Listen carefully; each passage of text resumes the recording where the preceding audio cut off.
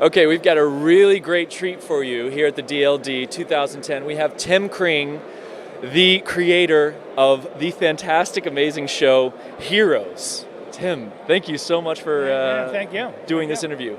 First of all, what do you think of DLD so far? Well, it just started, but I have to admit, first of all, I like the way Germans run a conference. It seems very efficient, and I have to admit, I'm kind of amazed at how many people are here. It's packed, and the energy's great, and I'm looking forward to a couple of days of seeing what the speakers have to say. So you just gave a presentation, a very good presentation about the transmedia, about content, about basically how you've taken the show Heroes and taken it beyond just television, into websites, into mobile games, alternate reality games. First question is not that evolution, but how has the contact with the fans, I guess, influenced the storyline? Well, it's a complicated question because we make the show often 3 to 4 months ahead of when the audience sees it. So any real reaction to the show is very difficult for us to react to immediately. We all sort of act as on the show as writers and directors and producers. We kind of act as our own fan base. So oftentimes, when we feel like a storyline has gone the wrong way, or it's gone too far this way, or it needs to go more that way, we actually are adjusting ourselves. And sure enough, when we watch the fans' reaction, they actually have the same reaction that we did only 3 months later.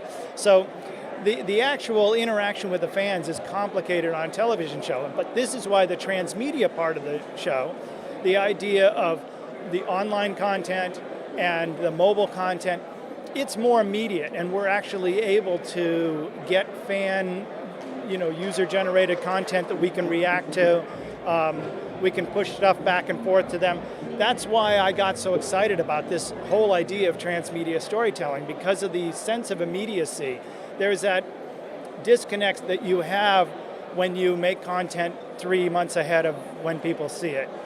You're living in kind of an ivory tower and nothing touches you. You're just making sort of a one-way street. You push it out there and you just hope they like it. The transmedia stuff is much more of a two-way street. Well, I've got a burning question that I know everybody wanted to know. If you could have one hero power, right. What would it be? I have to tell you, I've thought about that, and somebody else had asked me that question. And with how busy my life is as a showrunner, the showrunner, you have to be everywhere. You got to be in the editing room. You sometimes have to be on the set. You have to be in the writer's room. You have to be writing, which is, you can almost never have time anymore to write. I think a great power would be to be able to be in multiple places at the same time. That would be a really, really cool power. And in fact, we actually have that power show up on the screen in the 4th season. So. That's right. There's a new character in the. He's kind of the henchman of Samuel. Right. And he can be in multiple places at once. And I have to admit, when we started talking about that character, I was like, yeah, I'd like that power. Yeah. How do you guys think up these powers? You go through old comic books and stuff like that with those inspirations. Where do they come from? The truth is, it started off with a very pure idea, and I have to admit, with this many powers that we've explored, it's not quite as pure anymore. But the essence of the original inception of the idea behind the powers was that it had to be something that came sort of from the character themselves. Either it was a dire need that they had, or a desire that they had. So you took a character like Matt Parkman, a policeman who desperately wants to get ahead in the force, and he's a guy who can read minds or hear thoughts, because that would be the greatest power in the world if you were a cop. Interrogation, of course, yeah. Know who was telling the truth and where the money was buried and all that stuff. Or a character like Nathan Petrelli, the politician. I wanted to create a power. I wanted him to have a power that was the most public kind of power that you could have for this guy who was this very public figure, who couldn't be seen flying around, and yet that was the power that he's sort of burdened with. Is Nathan going to be coming back? I mean, now that he's kind of gone? Nathan Petrelli, alas, is no more. Yeah. Really? Now, obviously, characters can come back in flashbacks and all that kind of stuff. But Nathan Mitrelli has died on the show. That's too bad. What about... As sad as that is, because we were all huge fans of Adrian Pasdar, and I personally am a very close friend of his. And sometimes when you kill off a character, it's not the hardest thing in the world. But with a guy like Adrian, who was a really close friend, that was a difficult call. So, can you give us any kind of tips about what's going to be coming up in next season storylines or clinchers? Well, all I will tell you is that I don't know how far along you're... We're on the internet, so we basically see what's going on from the last episode. Every volume has had its own sort of story, its own theme. The first one we gathered everybody up, and it was sort of just an origin story, right?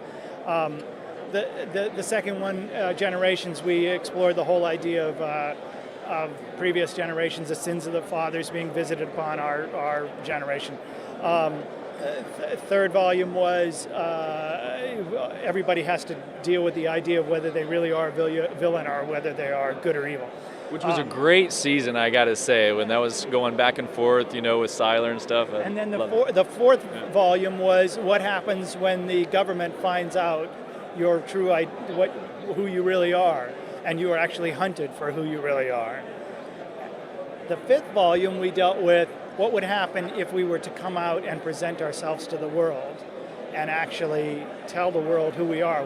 How would the world react? So I'm leaving it open for you to think about what the next one would be about. So each time you just are going to take it another step in the evolution. So I think you can start to extrapolate where we're going with that idea. Excellent. Well, Tim, thank you so much. And you want to give a quick plug to the new company that people can look at? It's like I said, it's in its nascent stages. It's called Imperative, and I'm thinking about the idea of an almost evolutionary imperative between traditional media and new media, and where those cross. And I think they cross in a transmedia world where people are getting content on multiple platforms, and that's the kind of storytelling I'm really passionate about these days. Are you going to do any kind of new kind of series out of that, or just? Well, we have a couple of things I can't really talk about now, but I do have this upcoming thing that I talked about today that I'm doing for Nokia in the UK, and it's a little bit top secret, but I've sort of leaked out the idea that it's a large, immersive, interactive experience on the ground in London, and it launches in June, and it's going to be kind of crazy and fabulous. So, hey, if you have a vacation set for this summer around June, go with your mobile, go to London and check it out for sure. Okay. Thanks, Tim, Mike. thank you so much. Absolutely. Great, thank you.